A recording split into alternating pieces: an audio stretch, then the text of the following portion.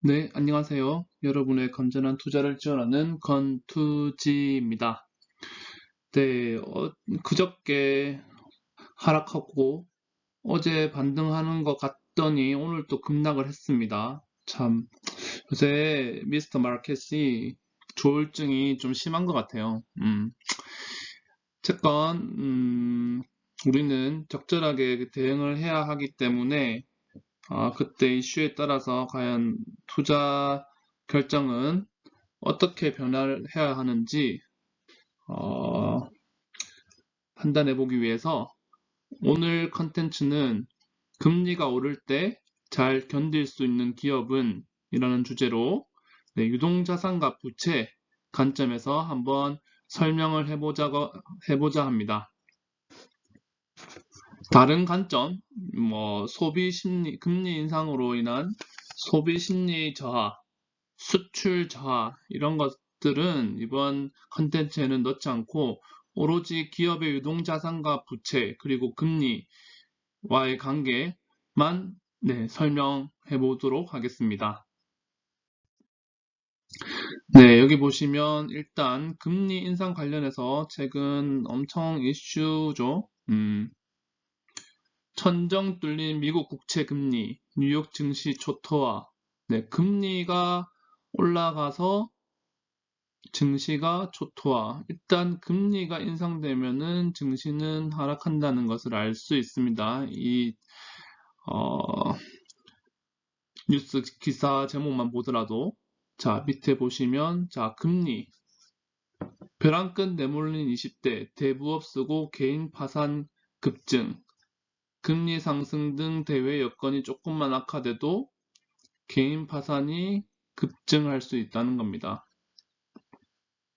자, 이자가 1% 오를 때 파산 위험은 6%나 상승한다고 합니다. 이건 뭐 가계 파산 외에 기업 도산도 포함하겠죠. 네. 2월 23일 보시면 미국이 국채 10년 만기 국채 금리가 1.37%, 한국은 1.92%로 올랐습니다. 네. 자료는 금융투자협회와 파이낸셜 타임즈입니다. 가파르게 올랐죠.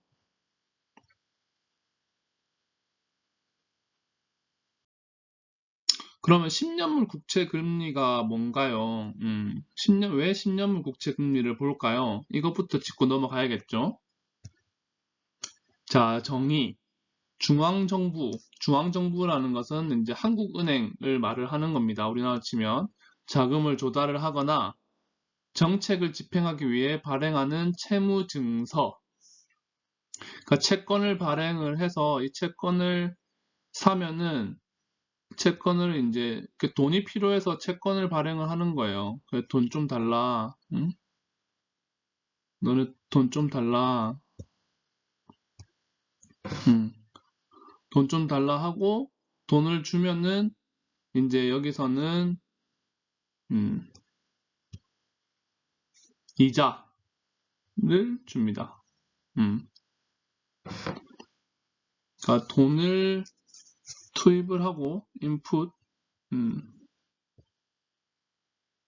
인풋 이제 하면은 이제 이렇게 이자를 주는 겁니다.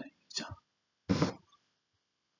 그 성격, 채권 발행 시 정한 금리에 따라 만기의 원금과 이자를 준답니다. 네, 만기의 원금과 이자를 줍니다. 그런데 국채라는 것은 정부가 발행한 채권이에요. 국채라는 것은 정부가 발행 채권이기 때문에 정부가 파산하지 않는 이상 원리금을 돌려받을 수 있어요. 그러니까 제일 안전하죠. 국가가 빚지고 국가가 돈을 안 돌려주진 않겠죠. 뭐 이상한 나라 빼고는. 그래서 되게 안전하다. 그다음에 분류는 1년, 3년, 10년, 30년 식으로 만기를 정한다고 합니다. 이거 10년이죠. 그 다음에 활용처. 10년물 국채 금리는 뭘 판단할 때 보느냐? 인플레이션의 향방을 따질 때 지표로 삼는 금리입니다. 10년 동안 10년물 국채 금리가 오르면 인플레이션이 온다. 라는 거고요. 운용사, 개인이 할 수 있냐? 개인은 못 한다고 합니다. 이건 기관 투자자, 은행, 보험, 연기금, 증권사, 투자신탁회사 등 기관 투자자 거래 비율이 95% 이상. 이거는 개인은 못 합니다. 네. 그래서 이제 신념물 국채 금리가 어떤 건지, 무엇을 판단하는 지표인지에 대해서 한번 알아봤고요. 금리 인상 시 발생하는 이슈는 기준금리 인상이 되면은 자, 예금금리, 적금금리가 인상이 되겠죠, 당연히. 그런데 대출금리도 인상이 돼요. 그러면 예금을 한 사람들은 이자 혜택을 받을 것이고 금리가 올라가니까 대출을 한 사람들은 이자가 부담이 되는 거예요. 그리고 이제 금리가 인상이 되잖아요. 그러면 아까 말씀드렸죠. 증시 자금이 국채나 채권을 쏠려요. 왜냐하면 금리가 올라가면 이게 제일 안전하잖아요. 주식은 위험 상품이에요. 돈을 잃을 수도 있잖아요. 근데 이 채권은 특히 국채 같은 경우에는 국가가 보증하는 것이기 때문에 돈을 잃을 염려가 없고 그러면 금리만 높다면 투자를 안 할 이유가 없겠죠. 음. 이럴 때에는 원리금 상환액이 가처분 소득에서 차지하는 비중을 고려하면 금리 인상으로 인한 이자 부담 증가가 더 크다. 금리가 인상되면은 이자 부담 증가가 더 크다고 합니다. 그다음에 이럴 때는 높은 대출 금리를 낮춰 이자 부담을 최대한 줄이는 것이 중요하다. 이럴 이제 개인들이 금리가 오르면 어떤 상황이 발생을 하고 어떻게 대처를 해야 하는지 이제 알려주고 있습니다. 네, 금리가 올라가면 일단 대출했던 비중을 당연히 줄여야겠죠. 내가 월 소득이 낮은데 계속 그 이자만 늘어나고 이러면 그걸 부담을 하다 보면은 내가 쓸 용돈이 점점 줄어들게 되겠죠. 음.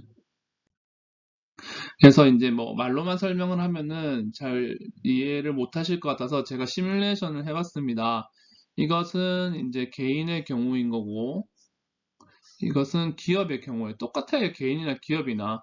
자, 보시면, 자, 개인이 아파트, 요즘 뭐 아파트 패닉이죠.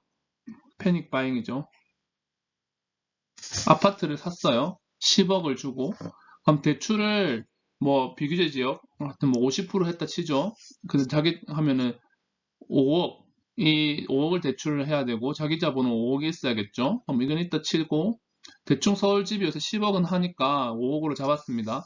그러면 30년 월 납부 원리금은 자 이거는 이제 30년을 나눴어요. 이거 5억을 30년 나누기 12 하면은 월 140만 원 정도가 되더라고요. 140만 원 되고 이자가 3%라 칩시다. 보통 2.8에서 3.2%죠. 보면은 이게 125만 원이에요. 이자만. 그러면 이자가 3%인데 5%까지 올랐다. 하면은 200만 원을 내야 되는 거, 200만 원을. 응? 그럼 차이가 83만 원인데, 자, 이럴 때 500만 원에서 138만 8천 이거 빼고 3% 빼면은 내가 사용할 수 있는 돈은 생활비 236만 원이에요. 그러면 그 다음에 근데 5%가 되면은 150만 원밖에 안 남아. 500만 원 받아가지고 세후로. 어? 이 대기업 웬만한 월급이잖아요. 그러면 이거 가지고 뭐 먹는 거, 입는 거, 의식주, 그리고 애들 있으면 학원비. 이 가능하겠어요? 236만 원은 이제 근거에 살아갈 수 있겠죠? 근데 150만 원 되면은 이게 답이 없는 거예요. 응? 어떻게 살 거야? 팔아야지. 어. 그 다음에 이거는 기업의 경우인데 기업도 똑같아요. 어떤 기업이 있는데 100억 원을 투자받았다고 해봅시다. 100억 원. 그러면 대출을 60%라고 해보죠. 뭐 아파트 사는 건 다를 거니까. 그러면 60억을 대출을 받았어요. 근데 이자가 3%야. 어? 그럼 원금 1,600만 원에 이자 3% 하면은 이자가 1,500만 원이고 여기 2,500만 원이거든요. 내가 계산 제대로 했나? 뭐 아무튼 지금 월 순수익이 4천만 원을 번다고 생각을 하면은 4천만 원에서 이거를 제하면은 833만 원이 남고 순수익에서 이제 영업이익에서 뭐 이거 빼고 순수익이고 판관비 빼고 다 빼고 해가지고 순수익 남으면 여기 이제 이자 원리금 빼면은 800만 남는데 이자가 5%가 만약에 돼? 그러면 잔금이 어? 마이너스 100 마이너스 돼. 적자. 그러면 이게 부실기업, 한계기업 되는 거예요. 그럼 파산하는 거예요, 파산. 그러니까 여기서 말하고자 하는 내용은 이자가 이렇게 2%만 올라가도, 이런 사건이 일어날 수 있다는 거예요, 이런 사건이. 그거를 말씀드리고자 한 거고. 자, 금리 상승이 아까 말씀 기업 운영에 미치는 부정적 영향. 기사에는 뭐라고 났는지 봅시다. 진짜 그런 일들이 일어났는지. 보시면, 어, 자, 테슬라 주가 폭락, 금리 급등의 생산 중단까지. 자, 국채 금리 상승에 따른 기술주 주가 부담 영향에다가, 그러니까 이게 잡은 건 별로 없는 거예요, 유보금이. 응? 여기서 보면 또, 여기 보시면, 양종서 선임에는 조선사 입장에서는 배를 건조하는 데 뜨는 제작금융. 그러니까 배를 현금 가지고 고객이 처음부터 선수금을 주지 않아요. 파이낸싱 한다는 거죠, 파이낸싱. 파이낸싱을 해서 돈을 끌어다 오는 거예요, 먼저. 그리고 이자를 내면서 제작을 하는 거예요, 제조사들이. 근데 이자 비용이 늘어날 수 있다는 거예요. 그리고 이것도 보면은, 한계기업의 부실 위험이 조명을 받고 있다. 지금까지는 한계기업이라도 저금리 기조에 따라 그럭저럭 버틸 수 있었지만, 앞으로는 시장금리 상승에 따른 이자 부담이 높아지면서 자금난에 시달릴 수 있기 때문이다. 예. 아까 말한 그 적자, 그런 게 이제 한계기업이 되는 거예요. 그럼 금리 폭등에는 어떤 기업을 사야 할까? 네, 요즘 가치주 사라고 많이 하죠. 금리가 올라가니까 뭐 소비재 또는 원자재 가격 반영할 수 있는 그런 뭐 금리 인상에 따라서 뭐 은행, 금융보험 이런 것도 사라고 하고 뭐 가치주 사라고 합니다. 아니면 뭐 성장주. 지금까지 저금리 시대에는 성장주였어요, 무조건. 돈 다 땡겨가지고 앞으로 성장할 수 있는 산업에 투자할 수 있는 업체? 레버리지를 충분히 활용하면은 저금리 시대 되게 좋잖아요. 그래서 성장주 하라고 했는데, 이제는 고금리가 되면서 시장에서는 가치주로 하라고 하는 거예요. 응? 그건 저는 어떻게 생각하냐? 솔직히 성장주 사도 된다고 생각해요.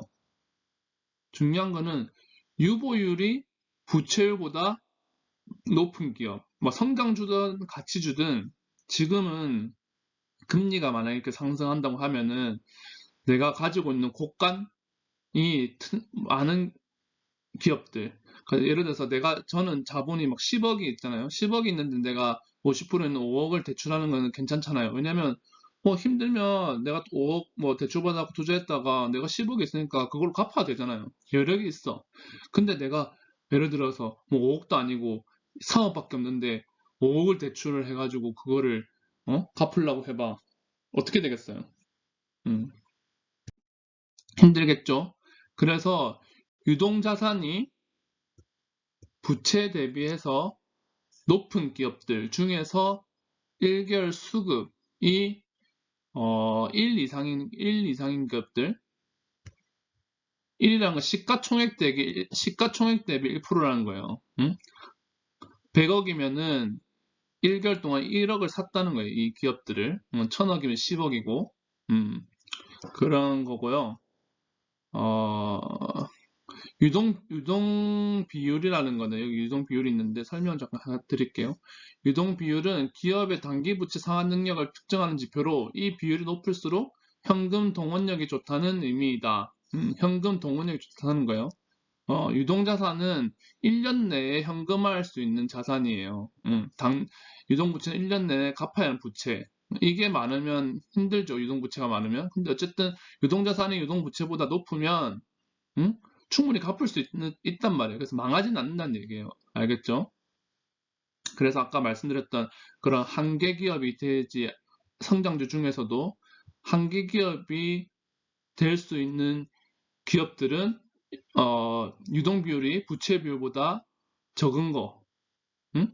이런 거 한계 기업이 될 수 있는데 만약에 많다면 이거는 성장하는데 전혀 걸림돌이 없는 거예요. 뭐 갚으면 되지. 아니 지금 부채 많으면 금리 올라가면 일단 부채 갚고 뭐 갚으면 되잖아요.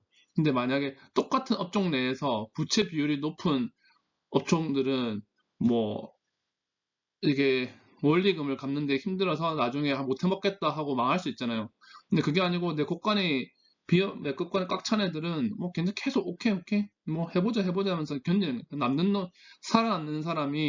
살아남는 기업이 결국 승자인 거예요. 진짜 생존. 예, 보시면 이렇게 제가 12개 기업을 뽑았거든요. 예, 관심 있게 한번 보시고요. 이거는 제가 어떻게 하죠? 이걸 뭐 그냥 캡처 찍어서 한번 차트로 검색을 해보세요. 수급이 1 이상이고 유동 비율이 단순 부채 비율보다 훨씬 높은 애들이에요. 부채 비율도 여기 보시면 50 이하예요. 50 이하. 부채가 거의 없다고 봐도 돼요. 지금까지는 그러니까 금리가 오르기 전까지는 솔직히 100 이상 업체들이 잘한 거예요. 최대한 레버리지를 끌어와서 성장하는데 시설 투자를 했기 때문에. 근데 지금은 상황이 달라졌죠. 지금은 돈 많은 애들이 최고인 거예요. 현금 부자. 보시면 여기 뭐 1300%, 1400%죠. 이런 애들은 자기 자금으로도 충분히 이제 시설 투자를 할 수 있는 애들이에요. 특히 이제 뭐 라운피플 뭐 이런 애들. 그래서 이 기업들을 좀 관심 있게 보시면 될 것 같고 절대 망하지 않는 기업이다. 살아남을 수 있는 기업이다. 보시면 다 좋은 기업인 것 같아요. 보시고 제가 차트를 한번 봤습니다. 라운피플 자 여기가 2월이에요. 2월부터 보시면 라운피플 최근에 원래 이때 저희 뭐 오늘도 원래 급락을 했어야 되는 거고 이때는 급락을 했네요. 반등하고 나서 오늘 급락을 안 했어. 오늘 대부분 급락했는데 우상향 수급 우상향 이건 관심 있게 보셔야 돼요. 지금 이 하락장에서도 현금 많은 기업 중에 1위에 1위. 가비아는 21선 밑에 있네요. 이때 폭락했고 이때 폭락했는데 그나마 잘 견뎠어요. 근데 보시면 여기 이제 매집봉이 떴죠. 매집봉 여기도 떴고 여기 매집봉 웬만하면은 여기서 14,000원 선에서는 반등이 있을 거라 생각합니다. 네, 왜냐면 이 수급이 쭉 올라가고 있죠. 외인 기간이. 그리고 제가 뭐라 그랬죠? 현금 많은 기업이에요. 가비아는 네, 클라우드 서비스 네, 성장주죠. 예, 대덕전자도 유명하죠. 핸드폰 관련.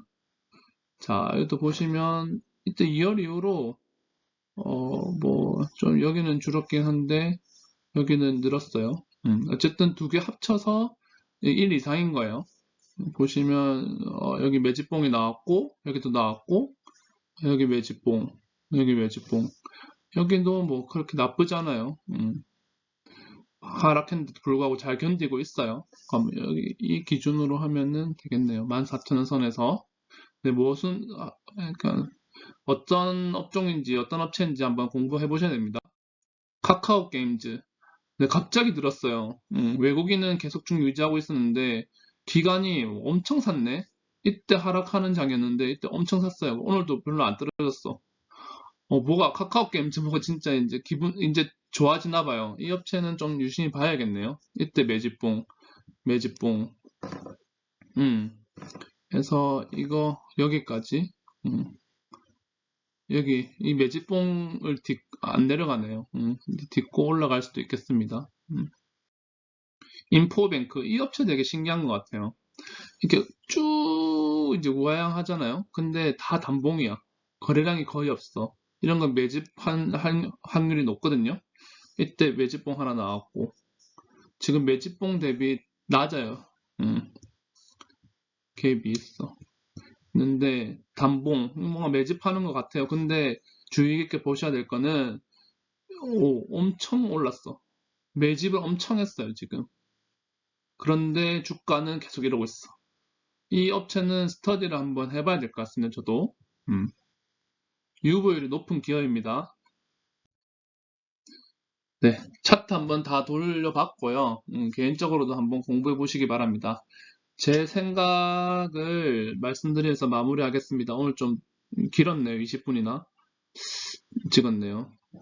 유보율이 높은, 즉 현금이 많은 업체가 성장성을 보고 자기 자본의 절반 수준을 가지고 있다면 금리가 오른다고 해서, 그러니까 대출을 자기 자본의 절반만 갖고 있다면 금리가 오른다고 해서 불안에 떨 필요가 있을까요? 반면에 성장성만 보고 이거 진짜 잘 되겠다 해서 공장 투자한 거예요. 무리한 투자를 한 거예요. 이렇게. 근데 당장 영업이익은 안 나. 근데 원리금이 계속 높아지면 어떻겠어요? 쫄리겠죠? 영업이익 계속 한 2천만 원씩 2천만 원을 갚아야 되는데 매월 영업이익이 진짜 1,000만 원? 그럼 세금 내고 못 떼고 하면은 더 적을 거 아니에요. 이런 기업들이 과연 몇 개월이나 견딜 수 있을까요? 이런 점을 생각을 하셔가지고 현재 본인이 가지고 있는 종목을 한번 검토해 보시기 바랍니다. 내가 가지고 있는 종목, 내가 딱 3종목만 1년에 투자를 할 수 있다면은 어떤 종목에 투자를 할 건지, 그리고 내가 가진 기업은 무리해서 투자를 하고 있는 기업인지 아니면 적절한 투자를 하고 있는 기업인지 검토를 해보시고 다시 리밸런싱을 고려를 해보시는 것도 나쁘지 않을 것 같습니다. 네. 매수와 매도는 본인의 책임하에 진행을 하셔야 합니다. 본 자료는 참고 자료입니다. 즐거운 주말 보내시기 바랍니다. 이상 건투지였습니다. 감사합니다.